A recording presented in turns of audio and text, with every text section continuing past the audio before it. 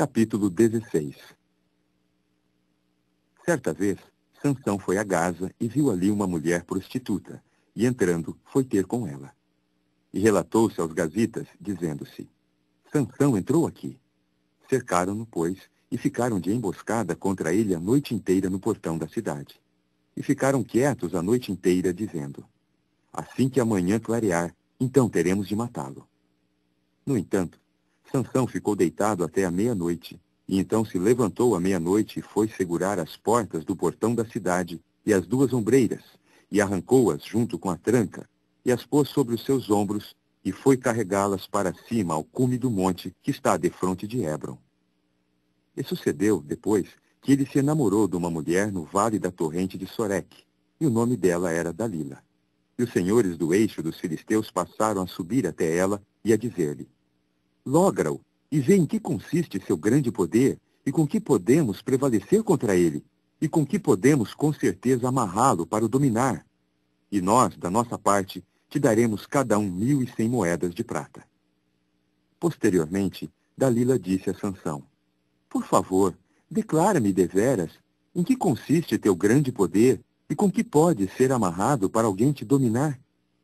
Sansão lhe disse então: se me amarrarem com 7 tendões ainda úmidos, que não se secaram, então terei de ficar fraco e tornar-me igual a um homem comum. Portanto, os senhores do eixo dos filisteus trouxeram-lhe 7 tendões ainda úmidos, que não se secaram. Depois ela o amarrou com eles. Ora, os da emboscada estavam sentados no quarto interior dela, e ela começou a dizer-lhe: os filisteus estão sobre ti, Sansão. Nisso ele rompeu os tendões, assim como se rompe o fio retorcido da estopa quando cheira fogo, e não se ficou conhecendo seu poder. Subsequentemente, Dalila disse a Sansão: eis que zombaste de mim para falar-me mentiras. Agora, por favor, dize-me deveras com que pode ser amarrado. Ele lhe disse, portanto: se me amarrarem firmemente com cordas novas, com que não se fez ainda nenhuma obra, então terei de ficar fraco e tornar-me igual a um homem comum. Dalila tomou, pois, cordas novas e o amarrou com elas, e disse-lhe: os filisteus estão sobre ti, Sansão. Enquanto isso, os da emboscada estavam sentados no quarto interior. Nisso as rompeu, arrancando-as dos seus braços como se fossem um fio. Mais tarde, Dalila disse a Sansão: até agora zombaste de mim para falar-me mentiras. Declara-me deveras com que pode ser amarrado. Então ele lhe disse: se teceres as 7 tranças da minha cabeça com o fio da urdidura.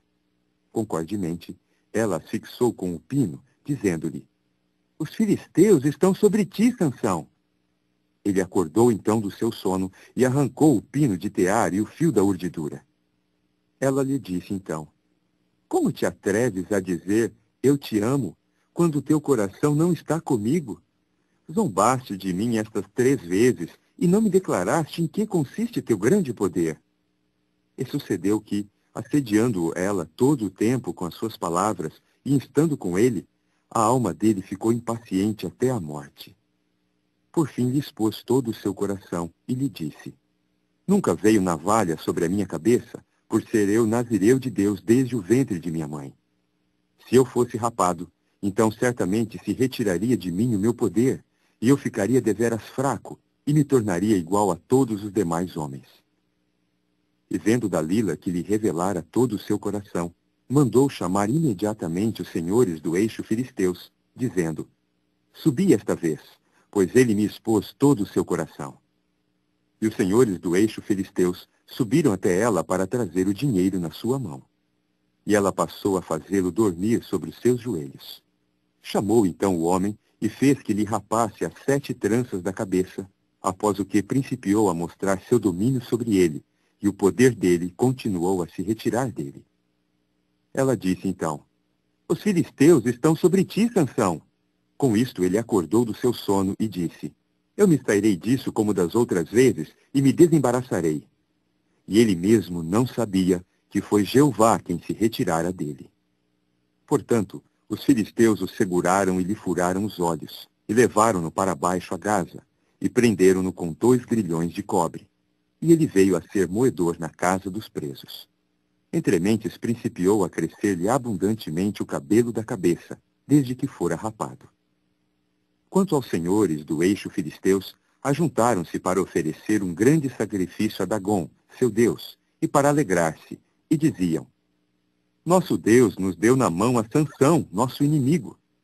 E vendo-o, o povo, foram imediatamente louvar seu Deus, porque, diziam eles, nosso Deus nos entregou na mão o nosso inimigo, e o devastador de nossa terra, e aquele que multiplicava os nossos mortos. E sucedeu que, estando alegre o coração deles, começaram a dizer: Chamai a Sansão, para que nos divirta. De modo que chamaram a Sansão da casa dos presos, para servir de diversão diante deles, e passaram a fazê-lo ficar de pé entre as colunas.